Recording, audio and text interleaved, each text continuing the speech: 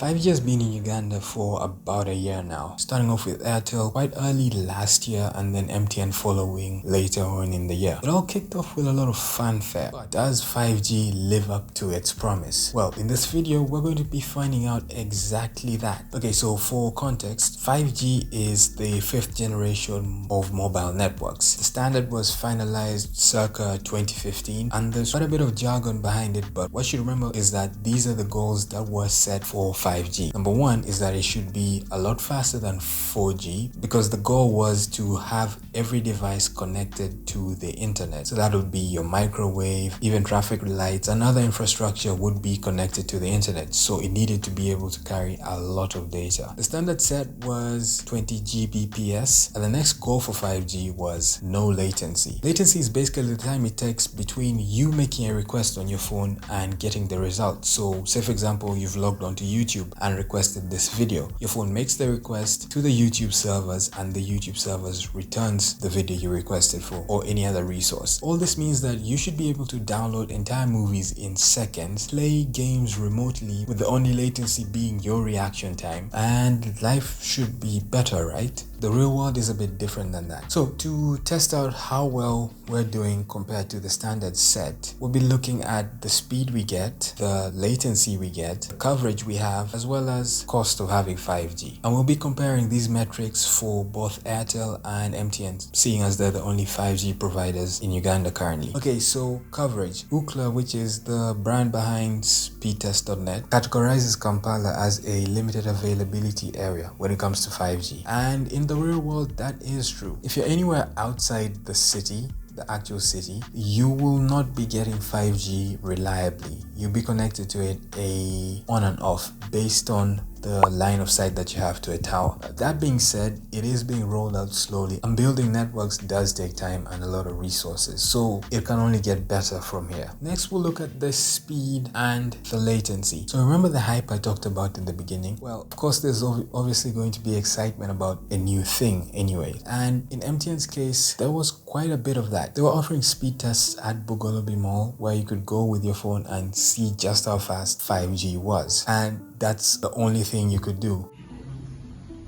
More than 1 GB of download, a speed that we have never seen before in Uganda. I know of a guy who tried to download an entire game to see just how fast the 5G was. They didn't let that happen. And looking at what people have to say online about the speeds they've been getting on 5G, you can see why. It was a controlled environment where they could achieve the speeds they needed to build hype. And in my testing, I've been testing 5G on Airtel and MTN for several months now. I found that the MTN network gives you near identical speeds with 4G within a margin of error that is reasonable. Airtel, on the other hand, had slightly faster speeds, but again, the difference between 5G and 4G were negligible. So for this video, I did a test around Kololo, and on MTN, I was getting about 60 Mbps down and about 3 Mbps up with a latency of 23 milliseconds on 4G, and on 5G I was getting 45 Mbps up and again about 3.3 down with a latency of 32 milliseconds. So in this case, 5G was actually slower slightly than 4G. You would notice this, say if you were downloading something heavy, that extra 15 Mbps will be noticeable. But like I said, it's usually pretty equal whether you're on 5G or 4G.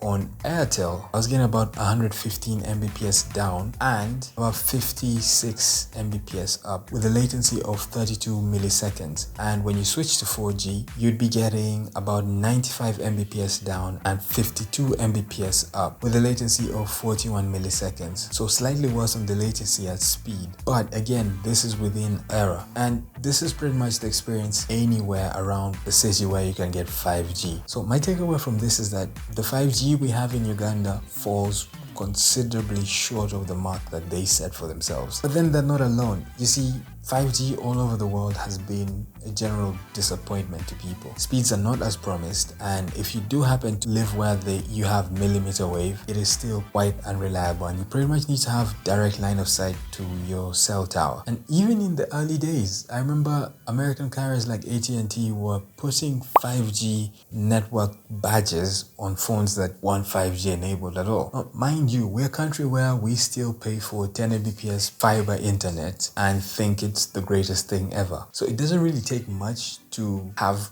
customers here satisfied. And I think that's what they're all banking on, is that you just be happy with what you're getting, even though you could be getting a lot more. The next thing to talk about is the cost. See, for this video, I loaded a few bundles on both MTN and Airtel, and on Airtel I got to do about 4 speed tests on 5G and a couple on 4G, and that was enough to deplete my bundle of 1.3 GB down to just 400 MBs. And on MTN, where I had half a GB, after a couple of tests on 5G and 4G, was basically done. The thing about speed tests is you're actually uploading and downloading data to test how fast data is transferred. So imagine using this normally. If you think your data depletes fast, then you'd probably be one of the happier people that 5G is slow, because I'll tell you right now, it will be gone in an instant. Promised. Another problem with 5G is I've had a couple of friends, especially ones who use iPhones, complain that when they have 5G on, their battery life is noticeably worse. I personally haven't experienced this.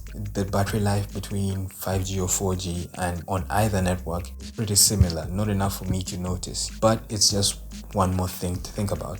These are my thoughts on 5G in Uganda. It is basically a big disappointment for tech enthusiasts, but things are getting better. We have, for example, Airtel now offering fixed wireless access for home internet over 5G instead of laying a fiber cable. And if you have fiber, you know the pains that come with having that connection. So change is coming, things are getting better. How fast they get better is entirely up to the players in the market. If there was a time for us to have a third big player on the market, now would be that time. That's been it for this video. Thank you very much for watching. If you enjoyed it or found it informative, give it a thumbs up, get subscribed, and turn on the notification bell so you don't miss when I post the next video.